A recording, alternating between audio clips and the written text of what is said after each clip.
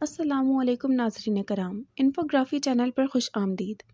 حضرت لقمان علیہ السلام کو حکمت کا استعارہ مانا جاتا ہے۔ اللہ تعالیٰ نے قرآن مجید میں ایک پوری سورت لقمان حضرت لقمان علیہ السلام کے نام پر نازل فرمائی ہے، جس کی قیامت تک تلاوت ہوتی رہے گی انشاءاللہ۔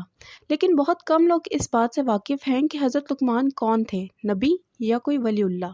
اللہ تعالیٰ نے ان کے نسب، خاندان اور زمانے کے بارے میں تو اپنے کلام میں کوئی ذکر نہیں فرمایا، لیکن ان کی حکیمانہ اقوال کا ذکر فرمایا ہے، اور ہم نے لقمان کو حکمت عطا فرمائی تھی کہ اللہ کا شکر ادا کرے۔ ناظرین کرام، لقمان حکیم افریقی النسل تھے اور عرب میں ان کی آمد بحیثیت غلام ہوئی تھی۔ قرآن مجید کی کسی صورت میں بھی ایسا کوئی اشارہ موجود نہیں جو ان کے نبی یا رسول ہونے پر دلالت کرتا ہو۔ آپ پستہ قد، بھاری بدن، سیاہ ہونٹوں والے مگر بلا کے نیک، عابد و زاہد، صاحب حکمت اور دانا تھے۔ اللہ تعالیٰ نے انہیں حکمت سے وافر حصہ عطا فرمایا تھا۔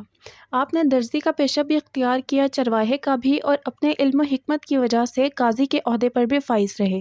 ناظرین کرام، حضرت لقمان کے بارے میں مشہور ہے کہ ایک مرتبہ وہ کسی امیر کے غلام بنا لیے گئے۔ آپ سیاہ رنگ اور نہایت کم شکل تھے۔ امیر کے دوسرے غلاموں میں لقمان جیسا کوئی بھی نہ تھا، سبھی اچھی صورت شکل والے تھے۔ وہ ہمیشہ لقمان کا مذاق اڑایا کرتے، اپنے حصے کا کام بھی ان پر لاد دیتے اور امیر سے بے وجہ شکایتیں کرتے، لیکن حضرت لقمان کبھی شکایت کا ایک لفظ بھی زبان پر نہ لاتے۔ اگرچہ سر سے پاؤں تک جسم کا رنگ سیاہ تھا، مگر انتہائی دانا اور عقل مند تھے۔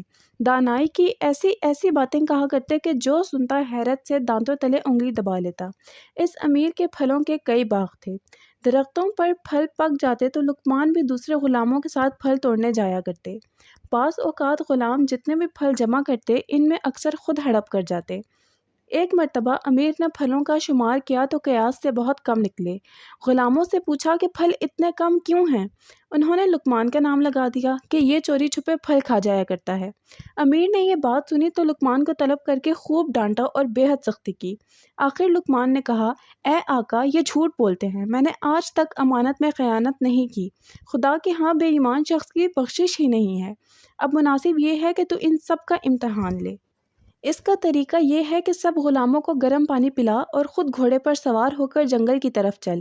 غلاموں کو حکم دے کہ گھوڑے کے ساتھ ساتھ دوڑیں۔ خدا نے چاہا تو سب بھید کھل جائے گا، میں سچ کہتا ہوں کہ جھوٹ۔ امیر کو لقمان کی بات پسند آئی۔ اس نے سب غلاموں کو زبردستی گرم پانی پلایا، لقمان نے بھی پیا۔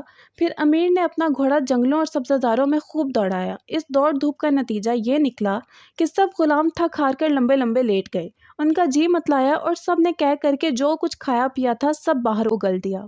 لقمان نے جو کہہ وہ بالکل صاف تھی۔ ان کے میدوں سے پھلوں کے ٹکڑے برآمد ہوئے۔ یہ دیکھ کر امیر کو لقمان کی سچائی اور حکمت پر یقین آیا۔